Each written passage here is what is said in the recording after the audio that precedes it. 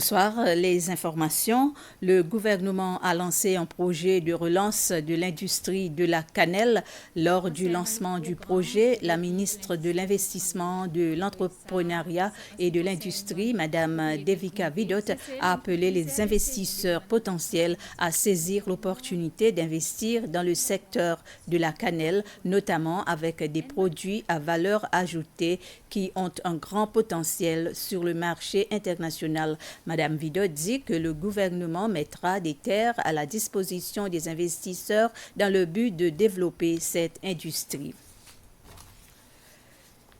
Les drogues récupérées lorsque les gardes-côtes ont intercepté un bateau de pêche ont été évaluées à environ 20 millions de roupies. Selon la police, des tests préliminaires indiquent que les colis jetés par-dessus bord du Baba Ali contenaient de l'héroïne et du hashish. 7 suspects font l'objet d'une enquête pour complot, trafic et importation de drogue contrôlée. La Cour suprême a placé les 3 Seychellois et 4 étrangers en détention provisoire pour une période de 14 jours alors que les enquêtes se poursuivent. Le Baba Ali a été intercepté lors d'une opération menée par plusieurs agences à 160 milles nautiques au nord-est de Mahé.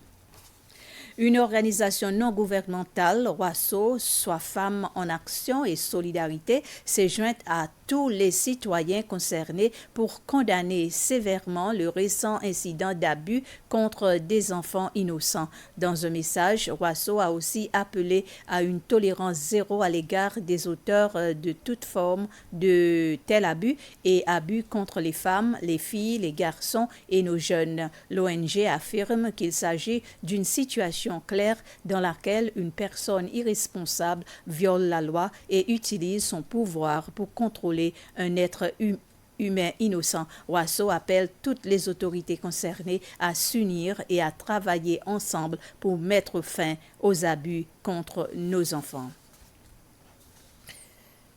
La ministre de Santé dit que les cas de COVID-19 diminuent vraiment. La ministre Peggy Vidot ajoute que cela n'est pas dû au fait qu'elle n'est en train d'effectuer des tests rapides. C'est le dirigeant de l'opposition, Sébastien Pillet, qui avait soulevé ce point à l'Assemblée nationale ce matin suite à une autre question sur la montée soudaine et la réduction des cas ce mois-ci. Elle dit qu'il pourrait y avoir plusieurs raisons à la flambée de cas, des raisons telles que l'accomplissement des restrictions et des personnes qui abandonnent leur garde, alors que la réimposition des restrictions et la poursuite du programme de vaccination contribuent à faire baisser les chiffres.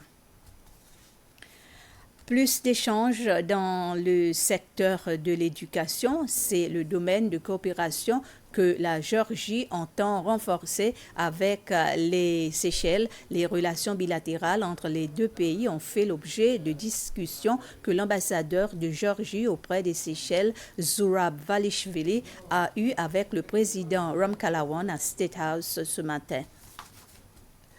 L'ambassadeur de Géorgie, Zurab Valishvili, a ensuite rencontré le ministre des Transports, Anthony Derjak. Également présent à cette rencontre était le haut-commissaire sri-lankais auprès des Seychelles, Shrimal Wickremesinghe. Ils ont discuté des moyens par laquelle leurs deux pays peuvent aider les Seychelles. Selon le ministre Derjak, l'accréditation des certificats maritimes et des projets de vol aérien entre la Géorgie et les Seychelles sont deux volets abordés. De son côté, le haut-commissaire sri-lankais a offert l'assistance de son pays en termes de coopération d'infrastructures ainsi que des spécialisations au sein de l'autorité maritime des Seychelles et l'autorité de l'aviation civile.